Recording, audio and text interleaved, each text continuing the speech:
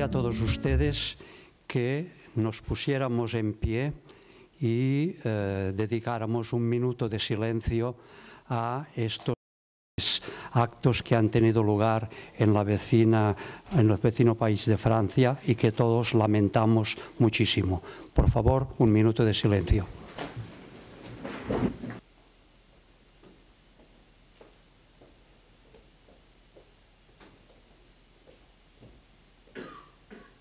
Un año más, la Real Academia de Ciencias Económicas y Financieras abre sus puertas para recibir a un selecto grupo de científicos procedentes de 4 continentes para reflexionar junto con académicos españoles sobre uno de los problemas que más preocupan a los responsables de las organizaciones estatales.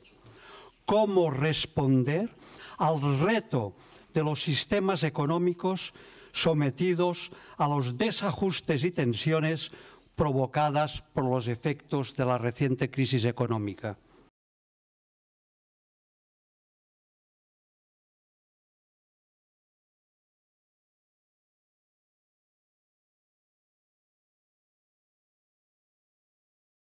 J'ai choisi de réfléchir avec mes amis sur la possibilité de voir cette région demain prendre place dans une communauté des nations et notamment dans la communauté économique internationale avec le même degré de cohérence, d'intégration économique, de logique financière pour devenir dans les atouts de l'économie mondiale demain un acteur significatif et un acteur qui saura donner à l'Europe, à la Méditerranée, à l'Afrique et au Moyen-Orient l'espace d'intégration, l'espace de cohérence qui apportera aussi, parce que c'est évidemment dans l'actualité à laquelle nous sommes confrontés ce jour-ci, qui donnera donc à cette région la possibilité de rebondir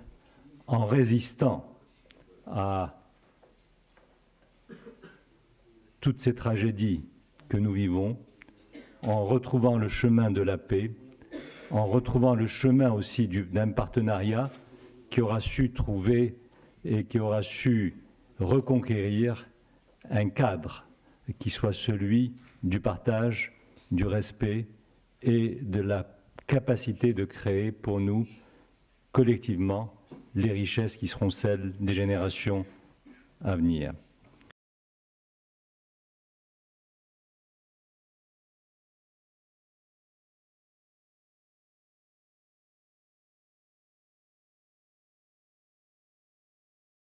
Sans doute, il y a un contexte européen et mondial qui impose une reconfiguration de la vision stratégique de l'Union européenne, mais ce qui reste inconnu est la direction qui sera choisie pour cette reconfiguration. Le sujet de la hégémonie d'un État membre sur les autres a été relancé en ce qui concerne le danger qu'une telle approche représente pour la cohésion de l'Union européenne. La pays le plus visé maintenant, c'est l'Allemagne. Non pas par des considérations d'une histoire pas trop lointaine, mais pour des motifs de dureté, de manque de flexibilité dans les moments les plus critiques de l'Union d'aujourd'hui. Face à des attitudes perçues comme hégémoniques, mais moins critiquées à Bruxelles, certains recevant la réaction publique méritée, la manipulation de la naïveté a constitué un autre facteur d'affaiblissement de la solidarité et de la cohésion.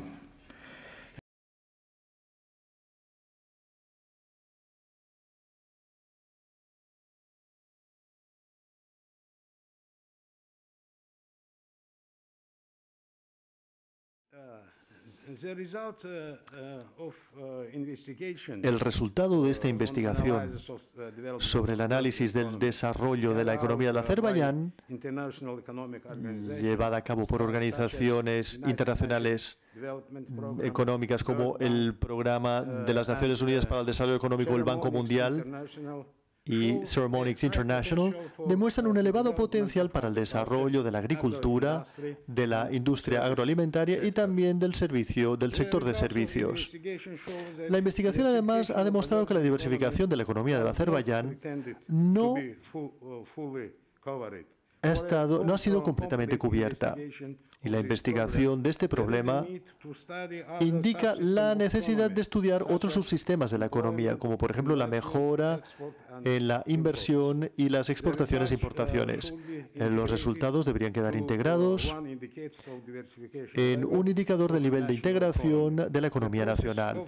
El proceso de diversificación de la economía nacional debería realizarse de manera regular.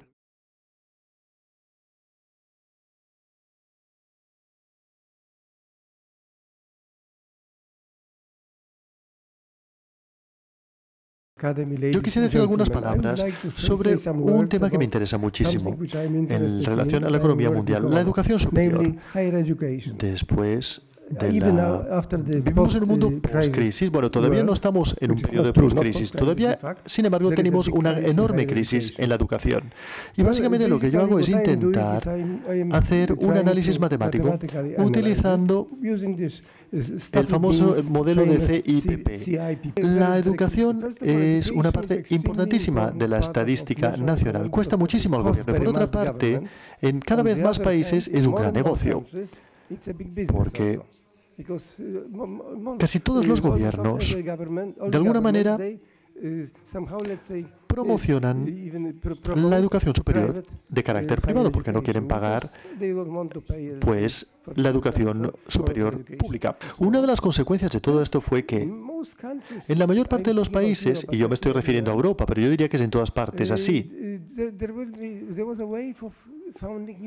hubo un gran movimiento para crear nuevas industrias. Y para los políticos era su prioridad principal a la hora de invertir. Y lo que ha ocurrido, por ejemplo, es que en muchos países en Europa, en Polonia, tenemos 300 universidades privadas. Y no necesito explicarles cuál es su nivel.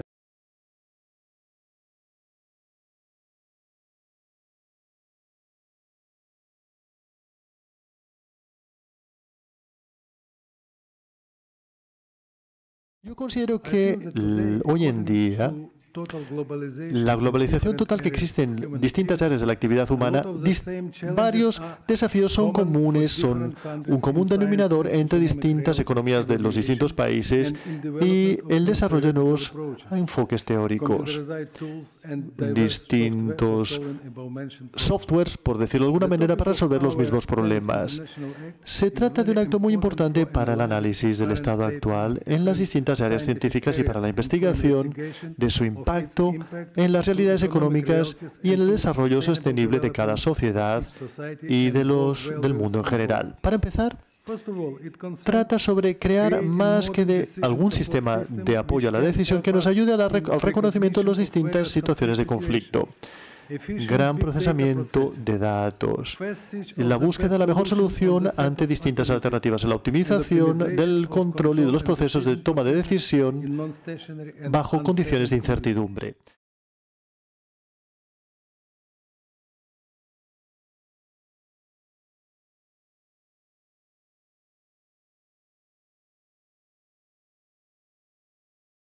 A través del proceso de globalización existen muchos intercambios en el mundo.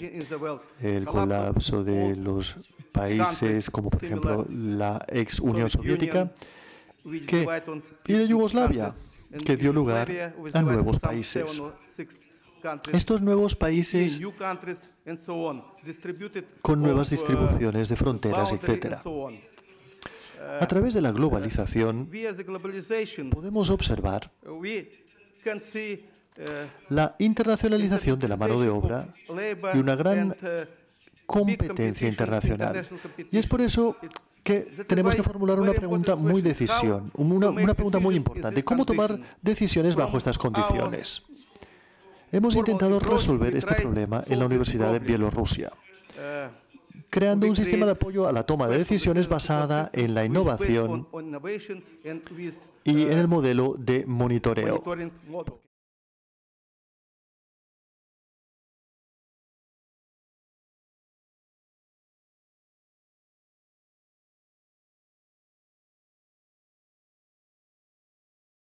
la science est également et surtout une incroyable rencontre de l'homme avec lui-même, un miroir qui reflète la nature profonde de l'homme, son ambivalence entre narcissisme et démence ou dévouement au progrès de l'humanité par la connaissance. C'est ce qui fait d'ailleurs dans cette même problématique dire, une problématique qui m'apparaît essentielle, au philosophe Francis Bacon, que la connaissance est elle-même puissance. Ou encore à l'écrivain britannique Aldous Huxley, toute découverte de la science pure et subversive en puissance. Dès lors, le questionnement qui s'impose pour nous s'exprime en ces termes. La grandeur de la science se nourrit-elle à la source des conflits et des confrontations de puissance? Certains en sont convaincus, comme Alexis Toulet, qui s'appuie d'ailleurs de façon contestable sur David Cossandé. Ils estiment que sans les rivalités de la guerre froide et donc sans une géopolitique de la puissance, l'humanité ne bénéficierait pas des satellites avec toutes leurs applications, observations sociales, agriculture, environnement, GPS, exploration de l'espace. Et il rappelle que le premier lanceur spatial, c'est Miorca, n'est autre que le missile destiné à lancer la bombe à hydrogène sur les USA. Que le microprocesseur et le développement exponentiel de l'informatique sont dus au fait que les premiers ordinateurs sont issus des programmes militaires, notamment le programme Apollo, tout comme le réseau Internet.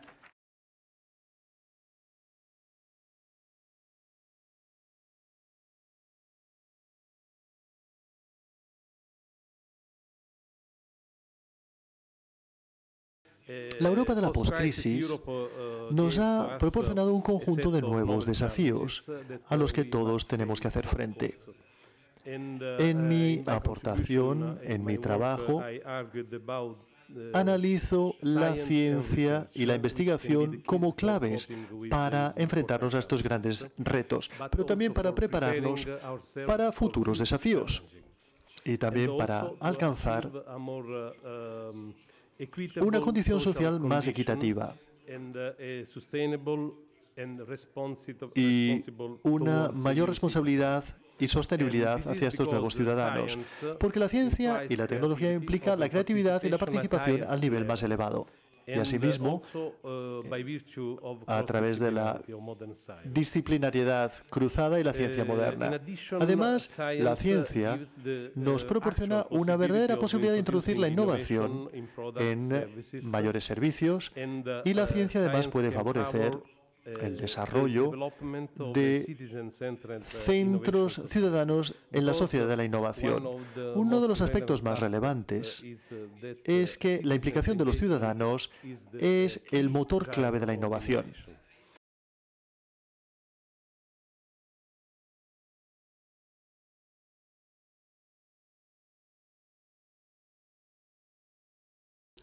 El pensamiento humano se mueve a lo largo de toda su vida en una playa de entropía, en la cual en un extremo está la verdad y en otro extremo está la falsedad. ¿Verdad o falsedad?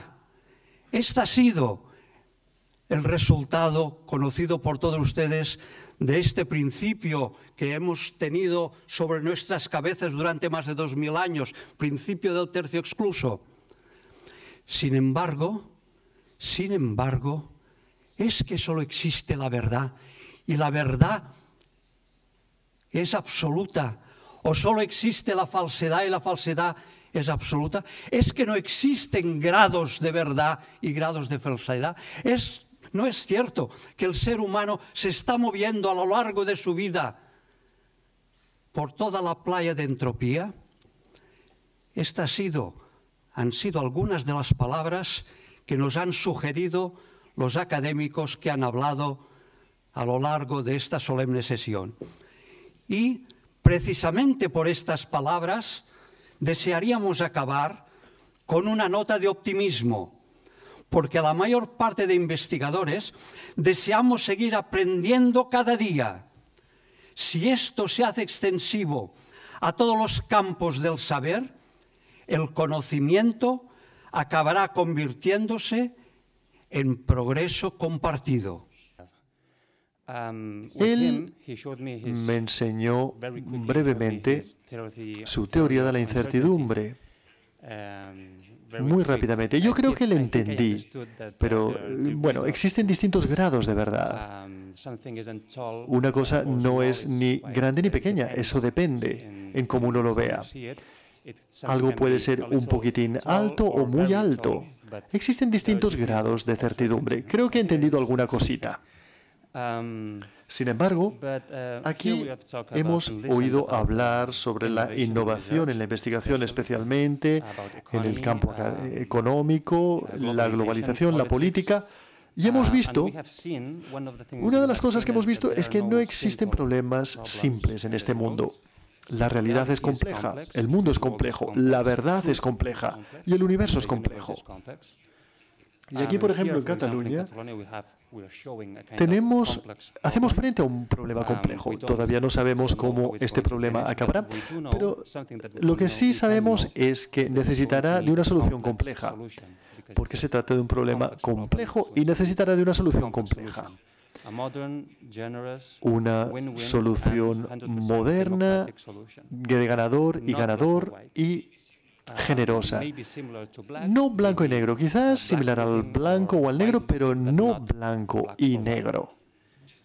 Y para acabar, la teoría de la incertidumbre existe y es muy bueno, es algo bueno que podamos conocer y medir en estos momentos.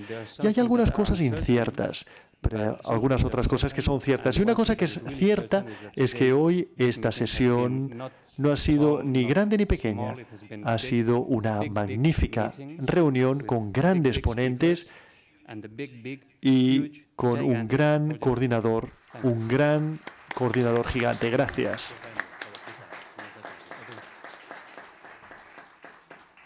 Muchas gracias por su asistencia, muchas gracias por su inestimable colaboración. Queridos amigos, thank you very much, merci beaucoup. Ça c'est fini la deuxième séance internationale de Barcelone, mais vous êtes déjà invités à la prochaine qui aura lieu l'année prochaine ici à Barcelone. Merci beaucoup, thank you very much. Moltes gràcies a tots.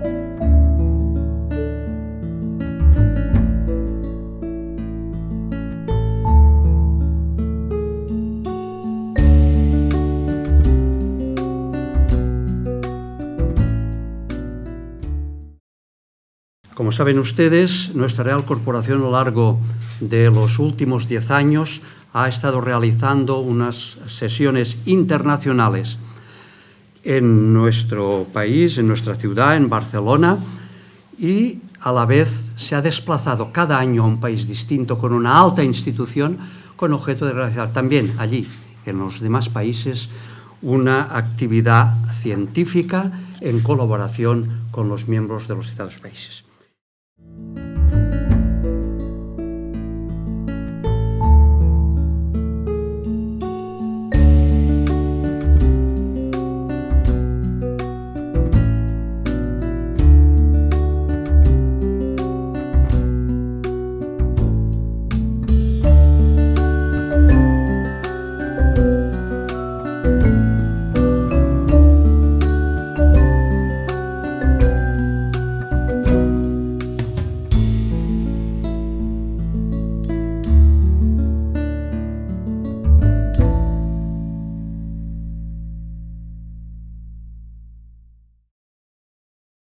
La 10ª sesión internacional de la Real Academia de Ciencias Económicas y Financieras, celebrada en Barcelona el 18 de noviembre del 2015, ha dado lugar a una publicación de la Academia de la que tengo el honor de hacer la presentación del libro Ciencia y Realidades Económicas, reto del mundo postcrisis a la actividad investigadora.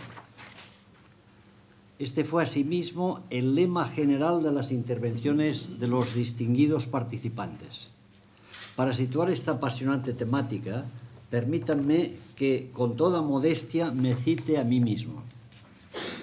En las reflexiones siguientes, quiero centrarme en algunas de las grandes áreas donde considero que la labor investigadora ocupará un gran espacio en los próximos años y décadas. El entorno Big Data y la modelización matemática, el futuro del capitalismo y sus recurrentes crisis económicas, la desigualdad económica y la distribución de renta, y la nueva revolución tecnológica a partir de la cuarta revolución industrial. Este párrafo pertenece a mi aportación a la citada sesión internacional de la Academia. Con estas palabras pretendo situar el nudo de este drama del que evidentemente ignoramos el desenlace. Creo que podemos establecer unos puntos de partida en los que podría haber notables convergencias entre todos.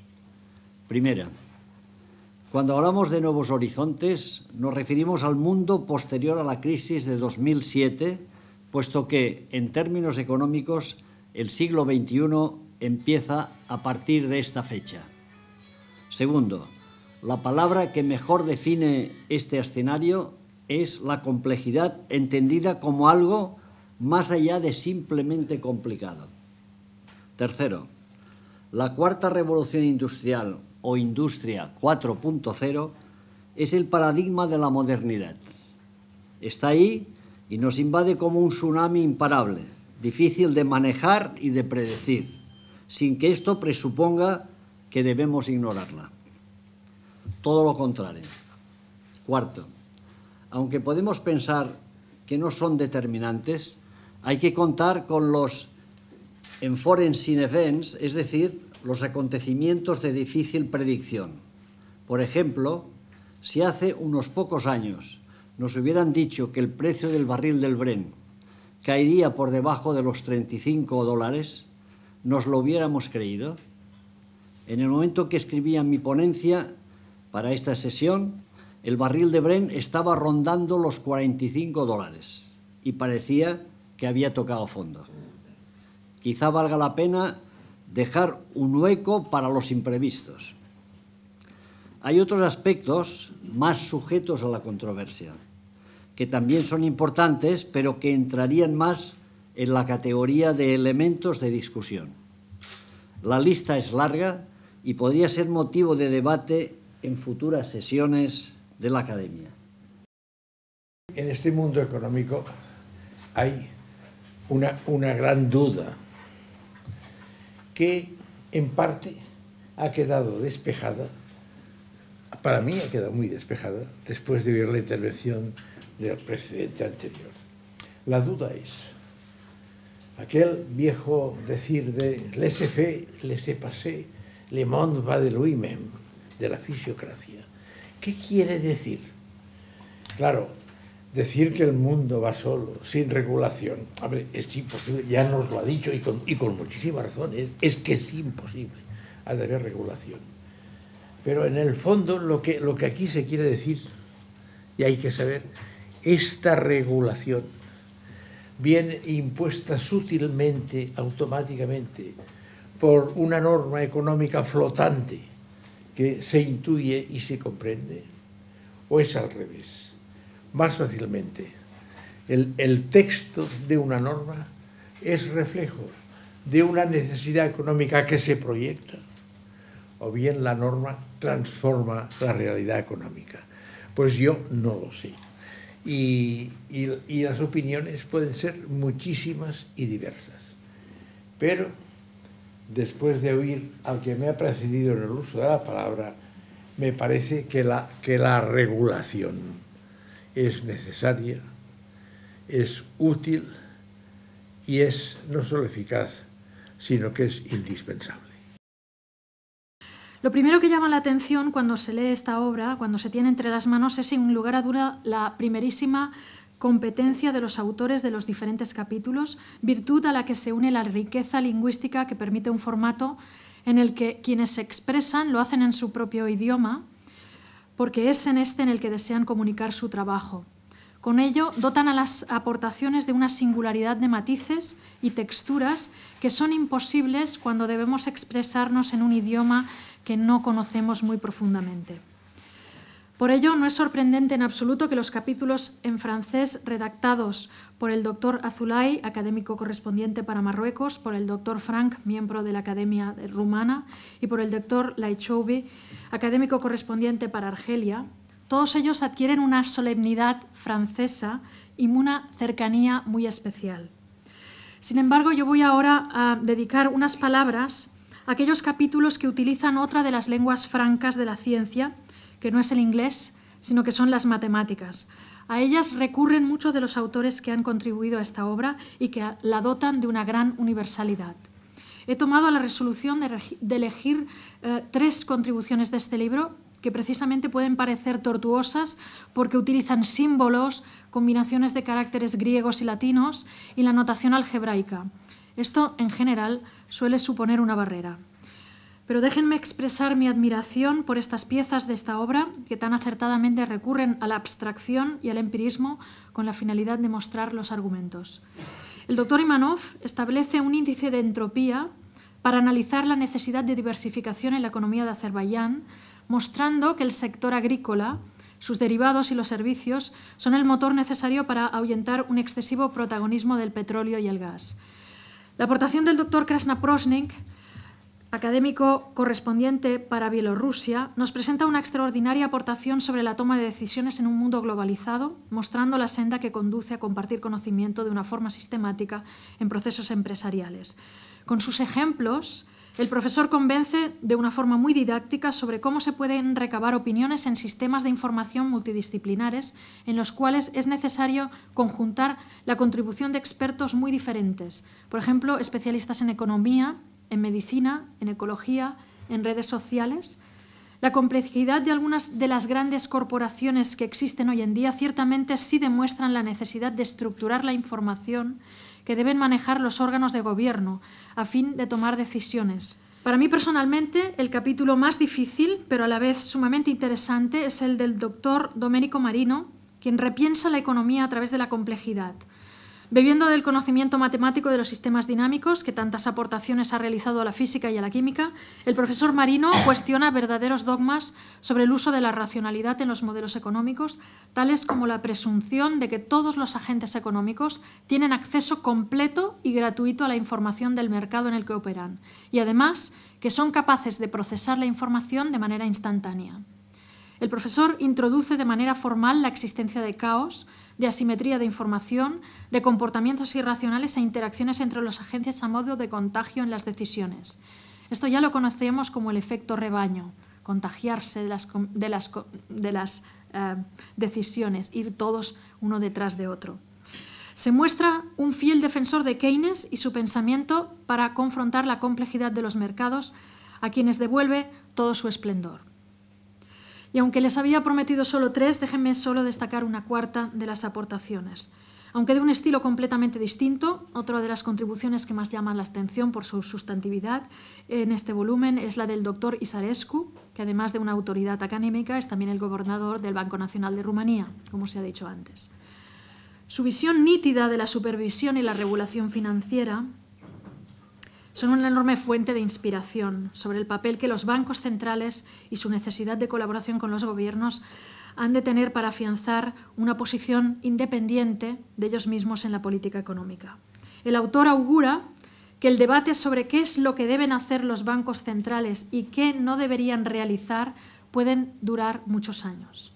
El autor nos dice asimismo cómo debemos abrir interrogantes y plantear cuestiones de rabiosa actualidad como ¿hasta cuándo podrían los bancos centrales mantener los instrumentos no convencionales de política económica, de política monetaria? Si pudiera yo proyectarles en un gráfico de palabras, aquel que nos pone los términos que aparecen en una obra, sin duda en este caso destacaría crecimiento económico duradero, planificación del sistema educativo, desarrollo sostenible y, por encima de todos estos términos, la palabra ciencia.